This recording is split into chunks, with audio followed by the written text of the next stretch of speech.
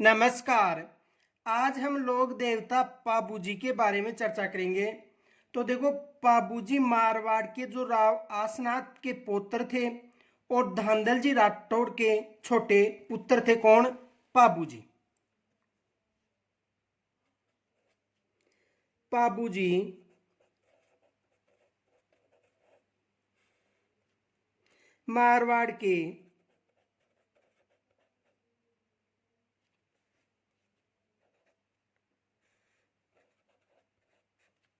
मारवाड़ के राव आसनाथ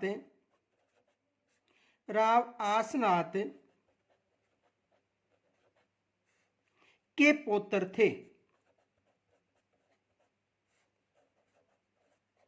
किनके पुत्र थे? आसनाथ के पुत्र थे। तथा जो धांधल जी राठौड़ है उनके छोटे पुत्र थे। और धांधल जी राठौड़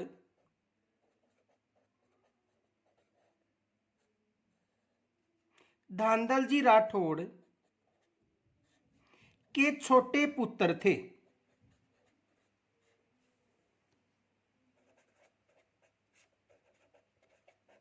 यानी किनके पुत्र थे? धांधल जी राठौड़ के ये छोटे पुत्र थे। और आसनाथ के पुत्र यानी पोता थे। कौन? पाबूजी। इनका जन्म देखो 1239 ईस्वी के लगभग फलोदी तहसील में जो कोल्लू गांव है यहां पर हुआ था। कब हुआ था? देखो, इनका जन्म यानी जन्म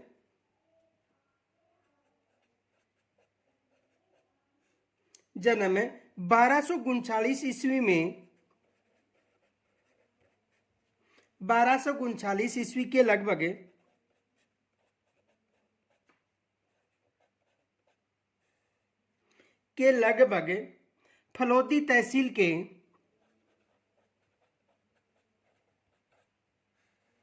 फलोदी तहसील के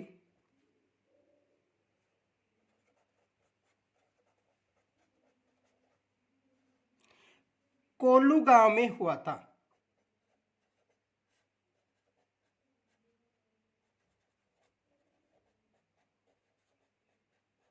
इनका जन्म कहां पर हुआ था? जो फलोदी तहसील है वहां पर जो कोल्लू गांव है वहां पर हुआ था। कब हुआ था? 1239 ईस्वी के लगभग। इनके अलावा देखो, इनका जो विवाह है उमरकोट के जो सूरजमल सोडा थे उनकी पुत्री जो फूलमती थी उसके साथ हुआ था।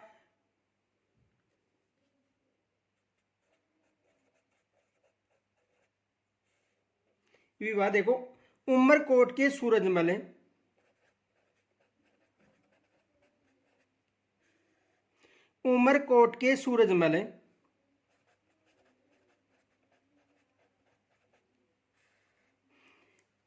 के सूरजमल सोडा की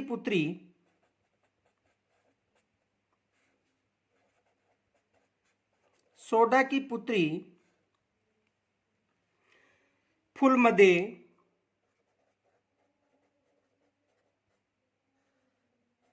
जिसे सुप्यारदे के नाम से भी जाना जाता था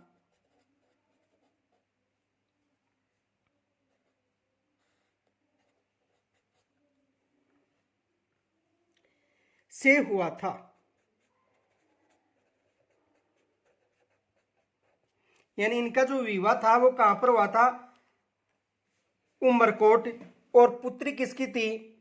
सूरजमल सोडा की पुत्री थी, उसके साथ हुआ था। और यहां से एग्जाम में प्रश्न आ चुका है कि जो पाबूजी हैं लोक देवता उनका विवाह कहां पर हुआ था? तो उमरकोट हुआ था। ये याद रखना। इनके अलावा देखो, पाबूजी जब विवाह करके लौट रहे थे उसी समय काछोला चारण की जो गायें थी जिंद्राव खींची ने घेर लिया था। और चारणी ने पाबूजी को उन गायों की रक्षा के लिए प्रार्थना की थी कि उन्होंने चारणी ने। ये याद रखना। तो पाबूजी जब विवाह करके घर लौटे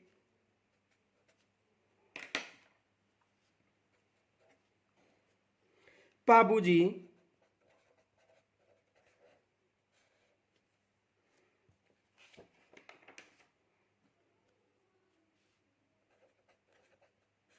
जब विवाह करके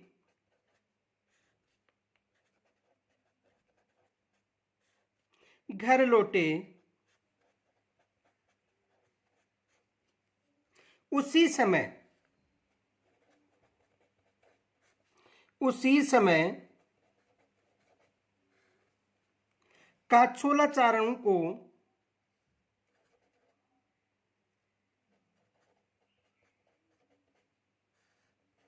कई जगह काछेला मिलता है।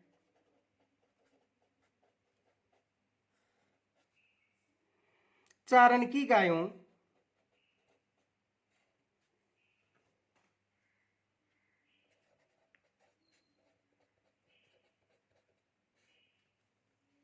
को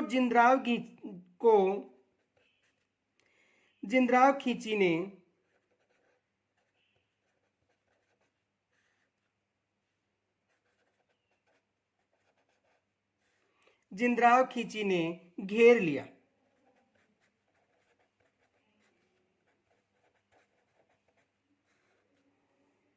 किन्होंने घेर लिया था? जिंद्राव खींची ने। तो जो चारनी है उन्होंने पाबूजी से उन गायों को छुड़ाने की प्रार्थना की थी। चारनी ने पाबूजी से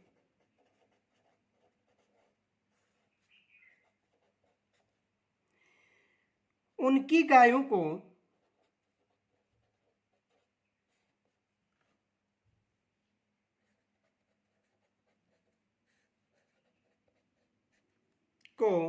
छुड़ाने की प्रार्थना की।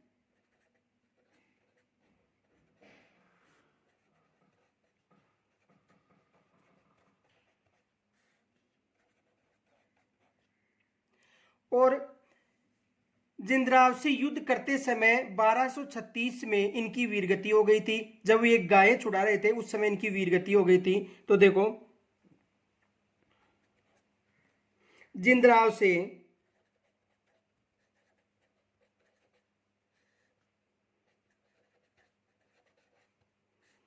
जिंद्राव खींची से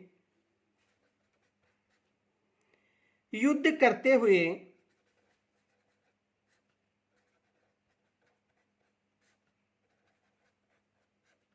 जिंद्राव खींची से युद्ध करते हुए 1276 ईस्वी में वीरगति प्राप्त हुए। वीरगति को प्राप्त हुए यानी वीरगतियों का प्राप्त हुए थे 1276 में। और किसके साथ युद्ध किया था? जिंद्राव खींची के साथ। क्यों किया था? क्योंकि काछेला जो चारण थे उनकी गायों को किन्होंने घेर लिया था? जो काछोला या काछेला जो चारण थे उनकी गायों को किन्होंने घेर लिया था? जिंद्राव खींची ने। और चारनी ने पाबूजी से उनकी गायों की रक्षा छुड़ाने के लिए प्रार्थना की थी। और उस युद्ध में यानी जिंद्राव खींची से युद्ध करते हुए 1276 में वीरगति प्राप्त हो गए थे। कौन हो गए थे? पाबूजी। इनके अलावा देखो, इनका जो मुख्य तीर्थ स्थल है कोल्लू यानी जो फलोदी है वहां पर माना जाता है।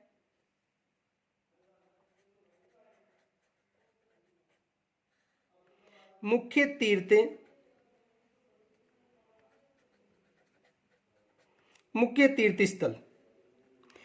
तीर्थ स्थल कहां पर माना जाता है? कोल्लू फलोदी में।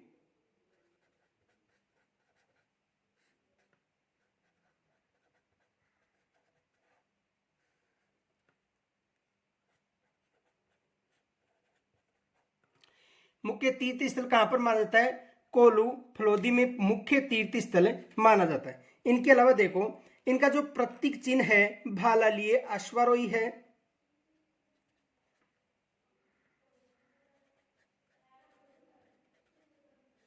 प्रतीक चिन्ह जो प्रतीक चिन्ह था वो था भाला लिए अश्वारोही। भाला लिए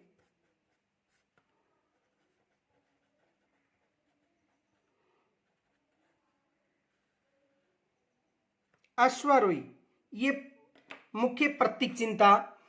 और इनके अलावा देखो, इसी लक्ष्मण का अवतार माना जाता है। ये भी एग्जाम में प्रश्न आ चुका है।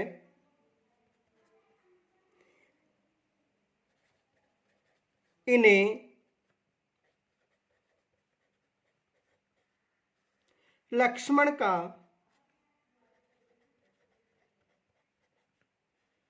अवतार माना जाता है।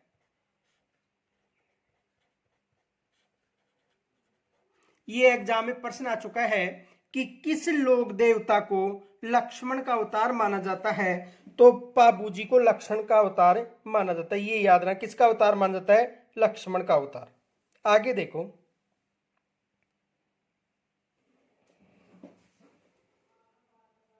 इनके अलावा देखो, इन्हें ऊंटों का देवता भी कहा जाता है, ये भी याद रखना।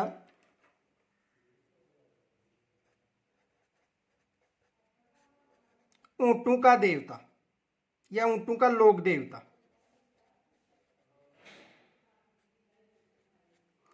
इन्हें ऊंटों का लोक देवता भी माना जाता है। किन्हें माना जाता है? पाबू जी को। यह भी याद रखना कि किस लोक देवता को ऊंटों का देवता, या राजस्थान में सबसे पहले ऊंट लाने का श्रेय किसको था? पाबू जी को। यह भी एग्जाम में प्रश्न आ चुका है। देख, तो ये आ चुका है कि किस लोक देवता को लक्ष्मण का अवतार माना जाता है, तो किस लोक देवता को लक्ष्मण का अवतार माना जाता है? पाबू जी को। दूसरा प्रश्न ये भी आ चुका है कि राजस्थान में ऊंट लाने का श्रेय किसको था? पाबू जी को। या ऊंटों का लोक देवता भी किसे कहा जाता है? पाबू जी को। ये भी याद रखना, एग्जाम में पूछा जा सकता है कि ऊंटों का लोक देवता कौन सा लोक देवता था? तो पाबू जी। आगे देखो, नैनसिरी ख्यात से पता चलता है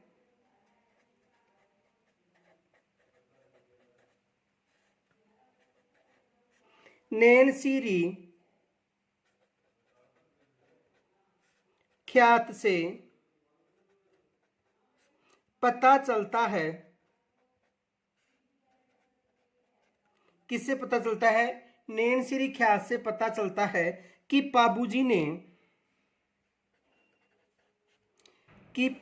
ने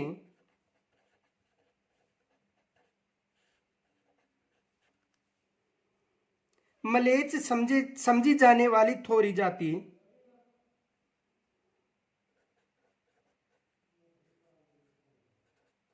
मलेच्छ समझी जाने वाली यानी अछूती समझे जाने वाली,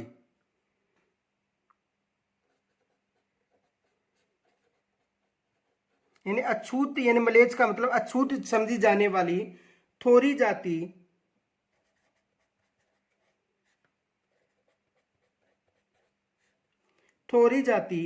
के सात भाइयों को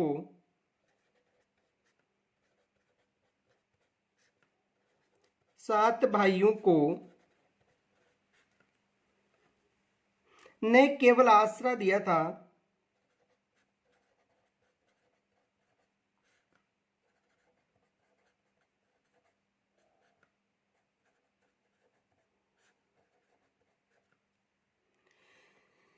बल्कि उन्हें समाज में स्थान भी दिलवाने का प्रयास किया था। उन्हें समाज में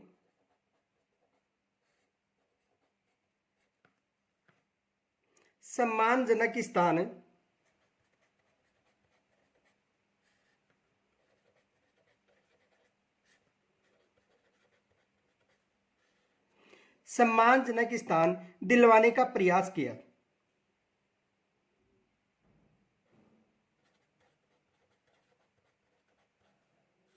दिलवाने का प्रयास किया था। किन्होंने किया था? जो पाबूजी राठौड़ है उन्होंने किया था।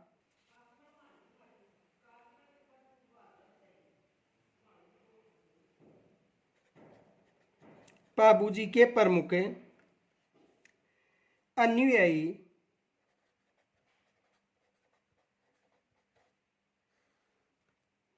थ्योरी है।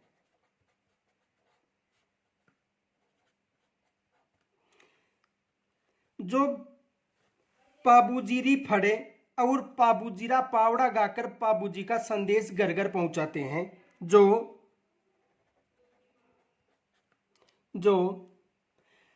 पाबूजीरी फड़े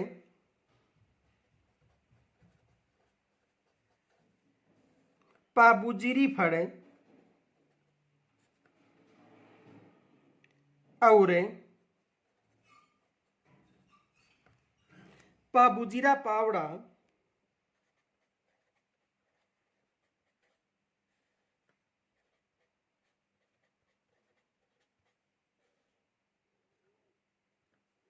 पाबूजीरा पावड़ा गाकर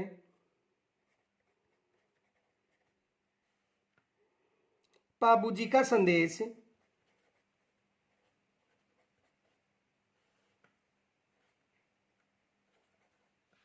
पाबूजी का संदेश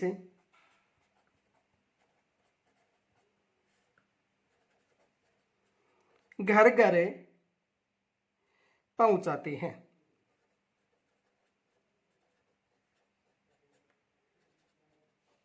ये भी याद रखना कि पाबूजी के अनुयायी किस जाति के थे।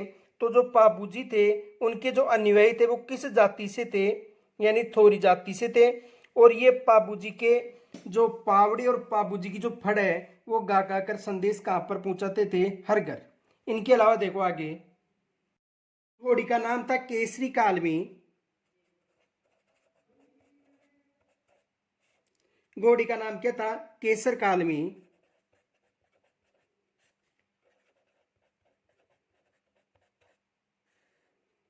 यानी जो पाबूजी थे उनकी घोड़ी का नाम था केसर कालमी। ये भी एग्जाम में प्रश्न आ चुका है कि पाबूजी की घोड़ी का नाम क्या था?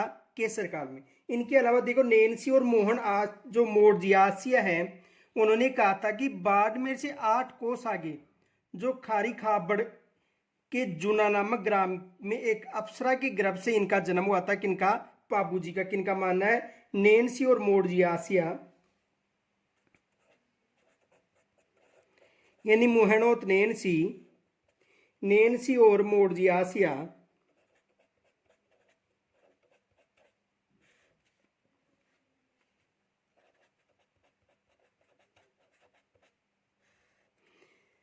का मानना है कि बाड़मेर से 8 किलोमीटर,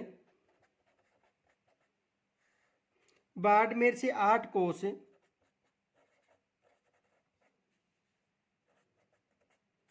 आगे खारी खाबड़, खारी खाबड़ के जूना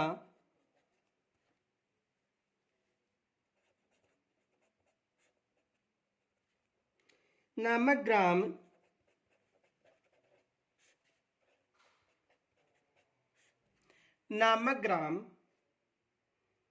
की अप्सरा के गर्भ से हुआ था। नामक ग्राम की अप्सरा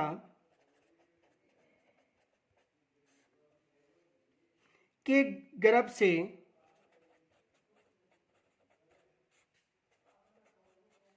पाबूजी का जन्म हुआ था।